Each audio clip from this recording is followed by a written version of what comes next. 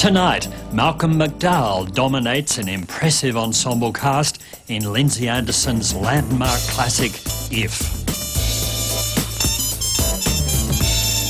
Hello again. It's always a pleasure to present films of this calibre because they reaffirm how exhilarating and provocative cinema can be.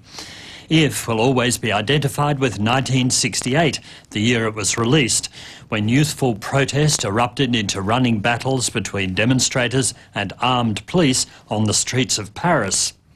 Later the same year, Soviet tanks rolled into Prague.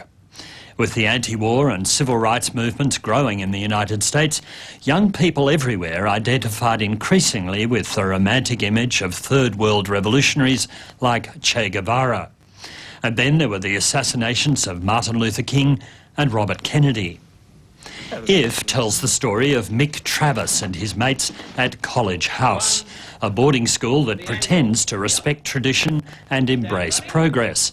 Instead, they find conformity, corruption and hypocrisy all around them and feel increasingly drawn towards violent protest. But it's a big mistake to take If too literally, which is what American critics and audiences tended to do. Lindsay Anderson was accused of trying to cash in on the youth revolt and trendy 60s radicalism.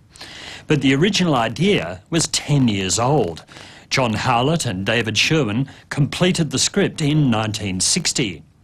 8 years later, while Lindsay Anderson was shooting the film, he was as surprised as anyone to see life imitating art.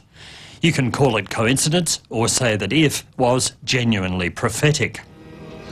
Anderson had grown up in India and been educated at Cheltenham College, where parts of If were filmed. Unlike his hero, Mick Travis, he said he enjoyed school, and much of the film is seen through a veil of genuinely affectionate nostalgia. More important, it is intentionally surreal and poetic. The film moves freely between reality and fantasy. If is Anderson's most personal and heartfelt film, and that's why it's wrong to interpret it too simplistically. He said that the artist's job was to find a metaphor for the truth of what he saw around him. College House is a metaphor for British society at large, a society which Anderson believed definitely needed shaking up. But the film isn't a political tract. It's full of ambiguities and subtleties as well as anger, and it's often very funny as well. It's just a great film. I'll be back with more to say afterwards.